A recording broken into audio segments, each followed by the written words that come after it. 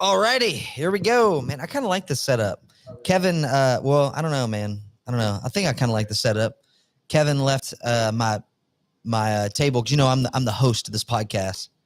Not to be conceited or anything, but I am the host of the Move Well podcast. So having my own camera is very important, and you guys can see your temporary table. Yeah, my temporary. Wade and Kevin share a camera. Not that matters, but I have my own, and they share one. But I have my own camera here, and I have a temporary table because Kevin took mine home.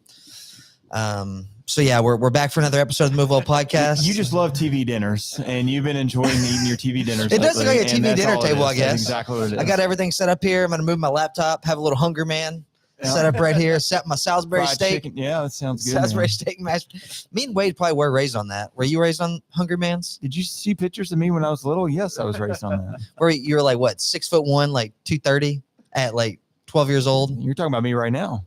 Oh, okay, that's fair. Hadn't changed much. Back with another episode, y'all. What a great intro there. Back with another episode of the Move Well podcast. Still talking about sleep. And hey, speaking of being 6'1", 250, talking about sleep and metabolism today, Wade. What do you think about that? I'm excited, and I cannot wait to dive into today's content because I feel like Kevin is a subject matter expert today. I am. And we are going to dive into it. But no, it's been fun just speaking about the content that we have with our clients and just looking at the broad spectrum of sleep and how it really impacts our overall health and how can we hopefully give our clients some better tips to improve that. And not just our clients, but us as well. Ourselves. I know the phase of life we're in, we're struggling with it, owning a business, small kids at home, training for big races like Logan is. Sleep is very important. So yeah, we're excited to be doing this series. Well, I had not a lot of sleep on Saturday night. I didn't even tell you guys what I did on Saturday night. Oh, let's hear. Here we go. What'd you do, Kev? What'd you do? Listen, what time is it? It's 3:10 in the afternoon on a Monday. Kevin probably saved this for the podcast. I didn't. Go ahead. I talked about it, but I felt the effects of sleep, and our whole family did because we were out till 11 o'clock at night, the whole family, at the Demolition Derby on Let's Saturday go. night. And we saw a lawnmower. In the lawnmower demo derby, there was a big fight. So my kids got to see somebody. An actual fight? Oh, yeah. He took his helmet off and started beating somebody with it. The police showed up and everything. Oh, wow. I'm jealous of that. Yeah, but White Lightning won the last demo derby of the night. Nice. Big minivan. Beat Big Daddy. Asher's going to get a big lightning bolt in the side of his head now. Next haircut. But I was thinking about I feel exhausted today. Yesterday, our kids really struggled because all of us were up too late, and we felt the effects of it. It was just kind of interesting. So even on the weekends, we were feeling the effects of not sleeping enough. Yeah. Because we were out at the Demolition Derby, Hillbilly Rumble on Saturday. Where was that at? Right over here at the fairgrounds. Really? Is Is Soki Fair going on right now? No, or is it just separate? Separate. Okay. One. Yeah. Awesome. One more quick story about that. So I found out they had a Power Wheel demo derby before for little kids.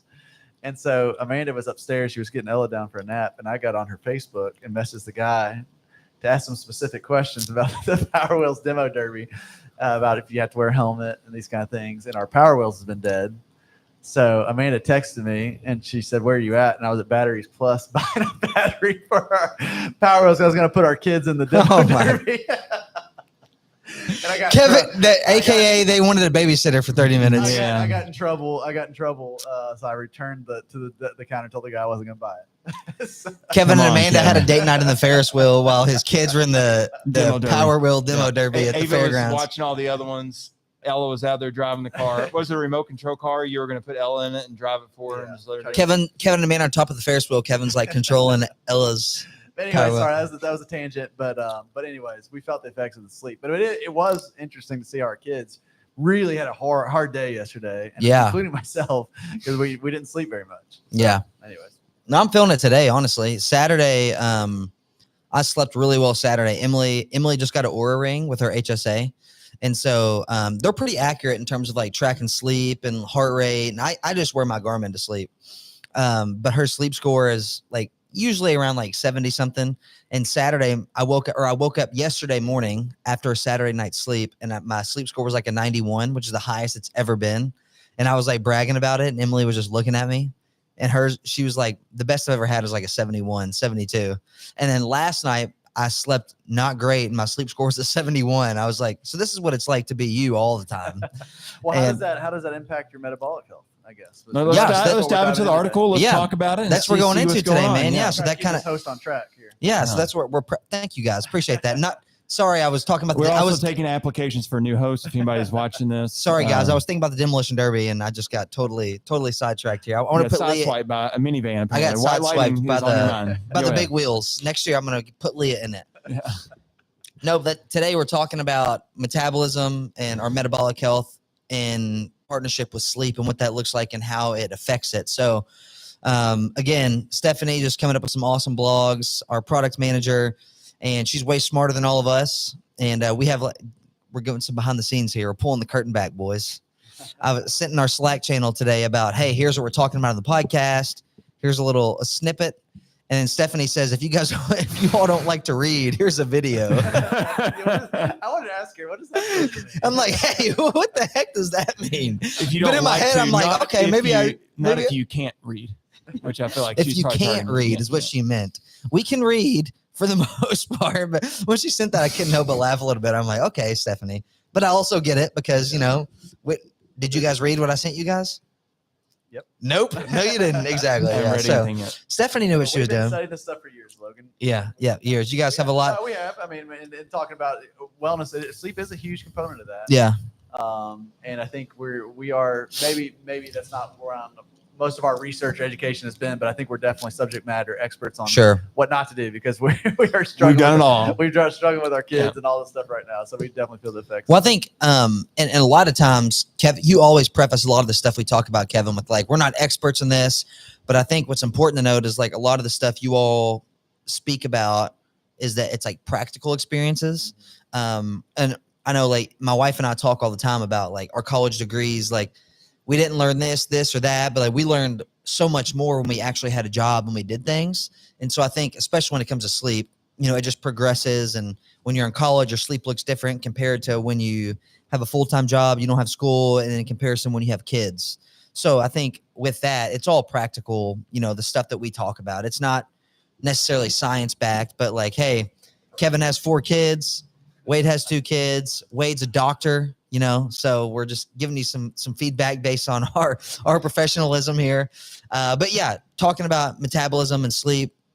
So speaking to the fact of why sleep is so important for our metabolism, and a lot of this kind of runs into what we've talked about in the last couple of weeks of like, you just feel it. Like, when you have a bad night's sleep versus a good night's sleep, you just feel better. Your mood is better, all of that. But when it comes to like the facts, when you have a good night's sleep, or when you sleep at all, it gives your body time to reset, helps your body regulate blood sugar, your hormones, and your energy. And Kevin kind of spoke to it just now. Like yesterday, you said it was a rough day for your family. Yeah. Like everybody's energy was off. Maybe they wanted to eat like sugary, like salty foods, whatever it is. But I think that kept crashing into me all day. I don't know why. What's that? They kept crashing into me. Yeah, man. They had their power wheels were charged up with full batteries. No, but you feel the effects of your body's metabolism and energy levels, blood sugar, all those things when you have a poor night's sleep. So if either of you want to chime in on, the topic of metabolism and a poor night's rest, like how does that translate? So when you have a bad night's sleep, whether it's the amount of time you slept or the quality of your sleep, how does that translate to your sugar cravings, your energy levels, and your hormones? Wade? Dr. Wade, anything you want to add in? Heck yeah. A lot of things I'd like to add in. So especially, just on the way you feel, you're just groggy and mentally fogged. I think that's something like mental fog, something we've talked about a lot from the very first episode when we were talking about sleep, just kind of feeling out of it whenever you don't get a good night quality sleep. As far as your blood sugar, your body has to regulate that with multiple hormones to be able to allow it to stay steady throughout the day. But whenever we're not getting good sleep, it's just going to be up and down. So it's essentially like you've eaten a full meal with a lot of sugar. You're going to have those high spikes and those quick crashes whenever you just don't have good quality sleep for your body to be able to hormonally regulate that essentially whenever you're getting poor sleep. So those are just the big things, especially for metabolic health. But then also a lot of people that you see that are probably chronically tired or chronically get poor sleep is probably a lot of adipose tissue in like the gut area. I feel like that's a big big thing that you can see from somebody that has just poor sleep habits, because not only does that also correlates to a lot of other poor habits in their daily life, and it's usually can be driven out of that poor sleep condition they're getting night to night. Yeah. So going back to like the cravings aspect of it, I'm just like looking through Stephanie's article here. One of the things she talks about is like the hormonal disruption and the appetite regulation when it comes to poor sleep. She says sleep influences our hormones that regulate our hunger. Basically your I'm hungry hormone and I'm full hormone. So sleep deprivation tends to increase the I'm hungry hormone, and then more quality sleep tends to increase the I'm full hormone. So basically your cravings of foods that are healthy versus non-healthy are going to depend on your sleep. So I know this doesn't necessarily apply to sleep, but just applies to movement of your body and just healthy habits. Whenever I'm training for a race or for an event and my body is just moving more and I'm doing more physically, I always feel the need to eat more, or have the cravings for things that are just better for your body. Like I crave fruits and veggies a lot whenever I'm training for something, or whenever I'm in the middle of training for something that's challenging, that requires a lot of physical exertion. And when I'm laying around, when I'm not training for something, like a week after an event is whenever I crave like the sugary foods. And you would think it would be the other way around. It's like corn nuggets. Or corn nuggets, man. You know, we got a local place here has great corn nuggets. I'm not going to give any free ads here, but you know, when you do something that's really hard physically, you would think that you would crave things that are really bad for your body. But I tend to find like the total opposite effect of that. And so I think that translates to sleep too. When you're sleeping really well, when you have, I mean, ideally you're looking at 7 to 9 hours of sleep. That's for the most part uninterrupted, that is quality. You wake up, one, you have more energy. You're more motivated to do whatever it is you have on your calendar for the day. But two, speaking from my perspective, is like you just have a craving, if you want to call it that, for foods that are just more nutrient dense, that are more fulfilling. So I want to talk about that a little bit too, because I mean, it's a really heavy feeling. You know, when you don't sleep, when you're not doing anything, you want foods that are more sugary, that are not great for you. And then when you are doing those things well, naturally you just want foods that are better for you. Yeah, and I think when you're not sleeping either, your body just kind of stays in this perpetual fight or flight mode, right? Yes. Like if something is, you know, I think the way we're designed and created is like if I'm not sleeping, then some kind of signal's going off neurologically that man, I need to get quick, fast calories. I need to get stuff that's dense, and because I need to store calories because something's chasing me, and I have to prepare my body for that.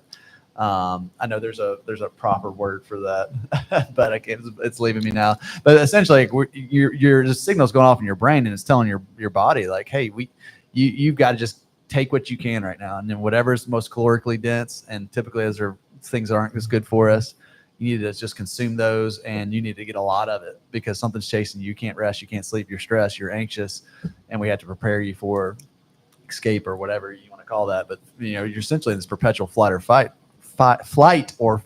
mode, and then metabolically that just wreaks havoc on our bodies too. Mm-hmm.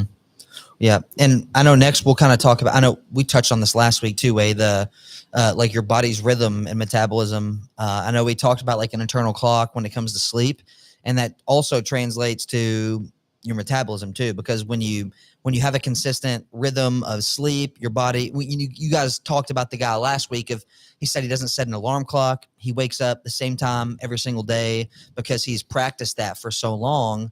And part of him being able to do that is that his body recognizes, I need this amount of sleep, I need this amount of daylight, sunlight, physical activity, but also my wake cycles and all those things depend on my diet too, and how much and what I'm able to keep my blood sugar levels at, how my body takes in foods. And I think that it all comes back to sleep. If you have an inconsistent sleep pattern, then everything's going to be out of whack essentially. But one thing that's really interesting in Stephanie's article that she talked about was just one night of bad sleep and how it actually affects your body and affects your metabolism. And a question that she posed was, can one night of poor sleep actually affect your metabolism?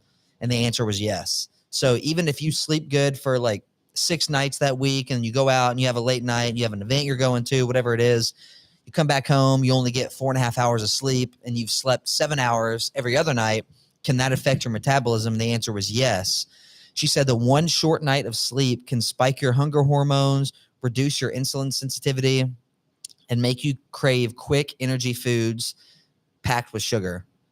So consistent sleep loss makes the effect worse, obviously, but even one night of bad sleep can make you crave those things. I think we talked last week about, like being in college and your sleep patterns then compared to when you're an adult and when you have a family and all those things. But we made the comment last week about alcohol was like an example we had of when you go out and maybe you've had some alcohol and you come home late and then you want food, you want fast food, you want something that's like salty and sugary that's not great for you.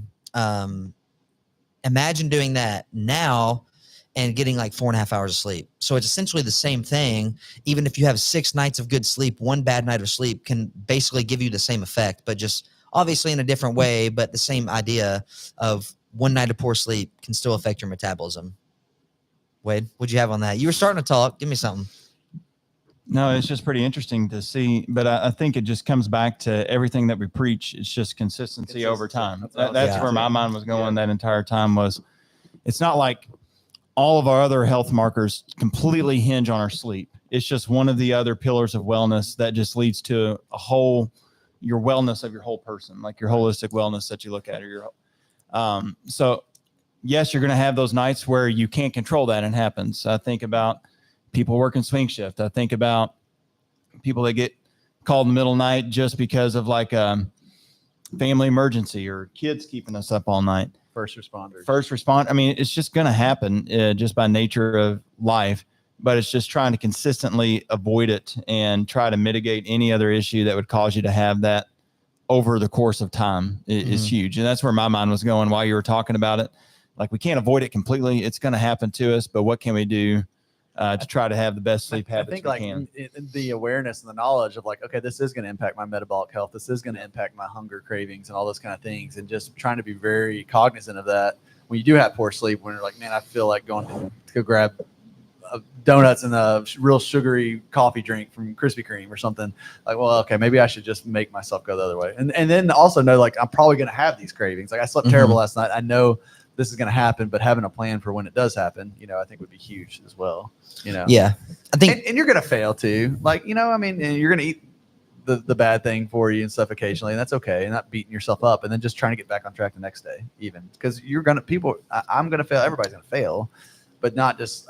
I've noticed a lot of our clients, especially that we work with real closely, is the ones that get off track are the ones that they have one bad day, one bad night of sleep, and then they just carries into snowballs week after week, and then they just kind of give up, and then the clients that we work with that are very successful, it's like it's one bad day and then they move on. It's kind of the concept of when I played sports, like being able to like take it one game at a time. You hear people say that, you have a bad game, put it behind you, move on to the next one. It's kind of the same thing with our life too. I think that takes practice too. So I want to like speak to that a little bit, because one of the points in Stephanie's article she makes was, do I have to be perfect with my sleep and my meal schedule in order to not feel the effects of a hit to my metabolism, essentially?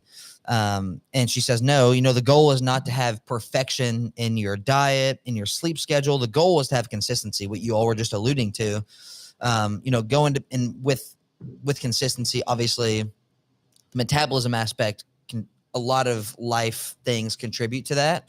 Sleep is just a big part of it. So touching on the consistency part again, how can doing something 90% of the time or even 80% of the time, having like an 80-20 rule of 80% following what you need to follow and the 20% having some more leniency or some flexibility, how can that impact your life in a positive way versus having free reign? You just sleep when you can. Some nights it's 4 hours, some nights it's 3 versus 6, whatever. How does consistency compound over time to improve your sleep and just improve, not even just sleep, but just improve your life as a whole and your goal setting? Well, I think that's the secret to life, right? I mean, I think it's consistency. That's the key to everything. You want to be good at something, you got to be consistent. You want to have good health, you got to be consistent in your habits. I mean, consistency. That's the key to everything, really. And I think just having the awareness that you're going to fail, like we already hit at. So instead of taking that first loss or in a game or man, I ate terrible yesterday, or I got 5 hours of sleep and I messed up what I was working toward. My goal is over. Just stopping, resetting, kind of resetting yourself that next day and just getting right back on it.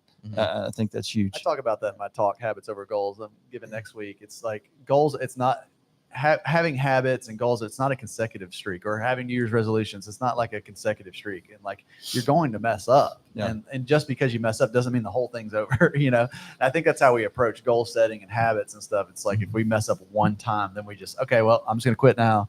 Like, you're going to mess up, get back on track and try to be consistent. You're going to mess up, or maybe you're just not going to be able to sleep, and that's okay too. Like, I'm going to have a couple weeks or a day or whatever, where I know it's going to be limited and just know it's part of it. But after that period, I'm going to get back on track, I think a big thing for me last week, I worked out of town 3 days last week, and I was covering a clinic late at night, getting home late or leaving super early. And how I try to combat that the most was, I know my sleep's going to suffer this week, but what can I do to control everything outside of that? So it'd be like, whenever I would get home, it'd be walks with my family to spend time with my wife and kids, and then packing my lunch. So I knew everything that I was eating was in that lunchbox when I went down there.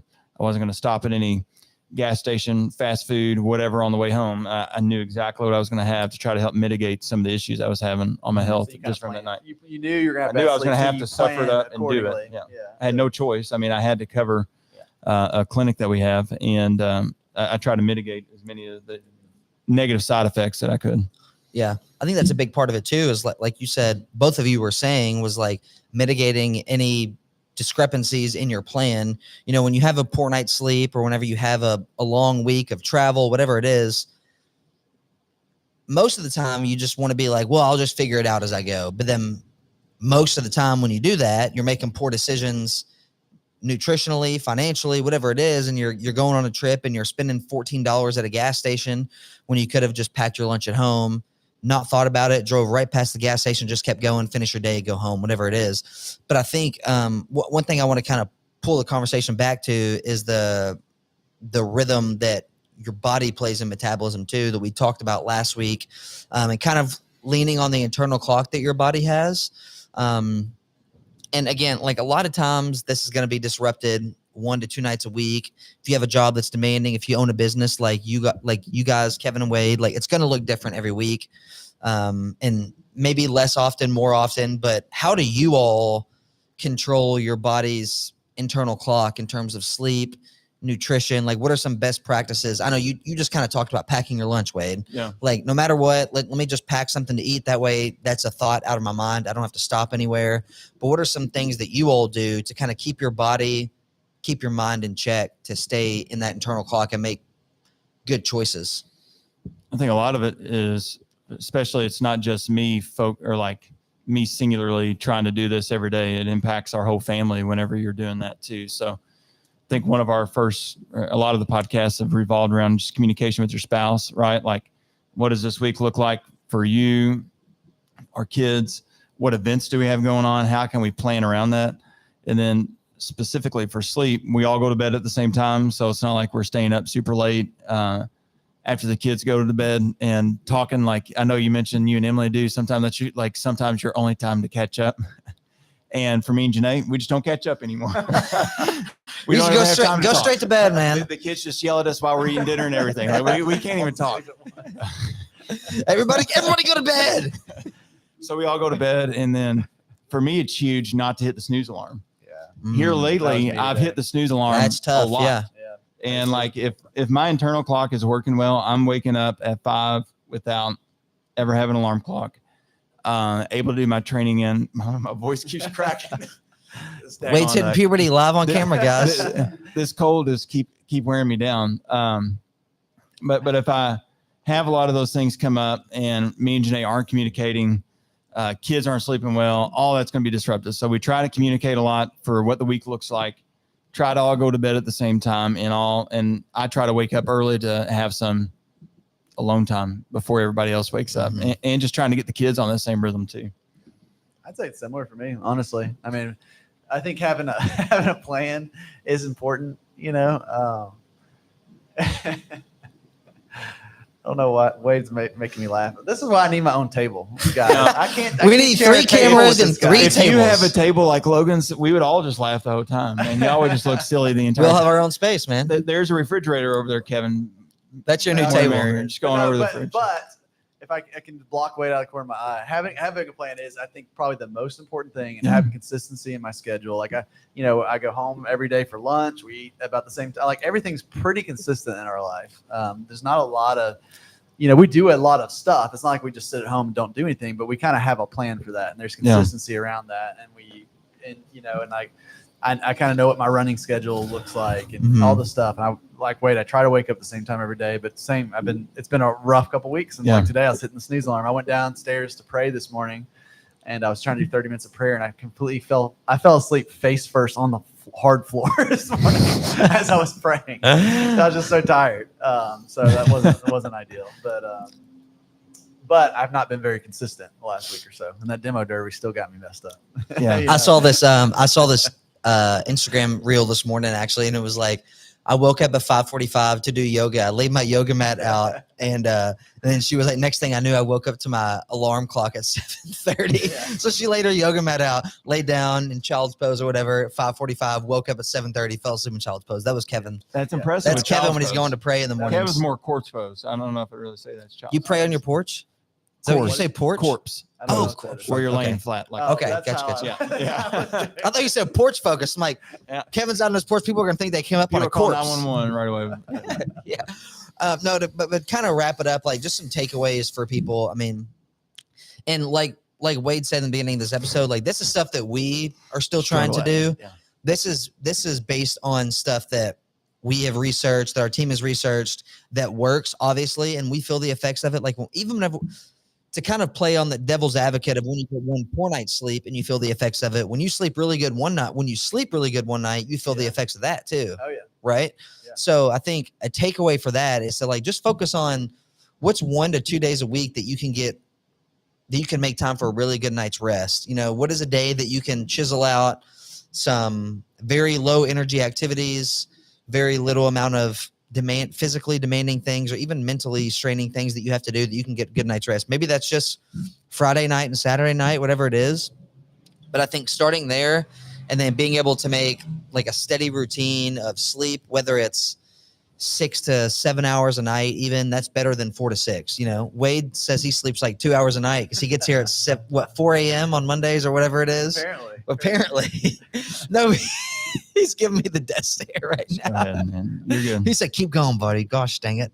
No, but even if you can chisel out like a couple nights a week to start, get 7 to 9 hours of sleep or 6 to 7 hours of sleep, whatever it is, that's going to compound. It's going to help you plan your days better. It's going to help you make better nutrition choices, going to help you make better physical exertion choices. And I think that all is just going to go a long way. So it's just the wellness continuum. Yeah. It's just a big part of the cycle.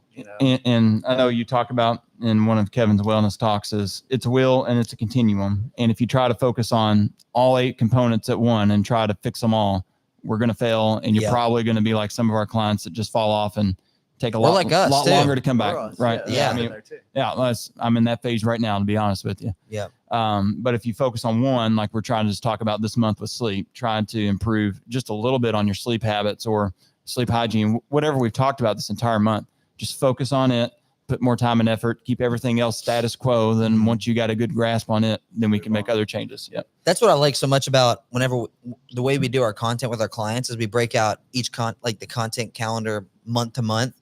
And then we break it out in subtopics of week to week, because then it essentially does exactly what we're explaining right now is it breaks out new tactics, new ideas, new implementations on a weekly basis or a monthly basis. So you're like this month, we're talking about sleep and we have weekly topics, but really we're focusing on sleep for the whole month.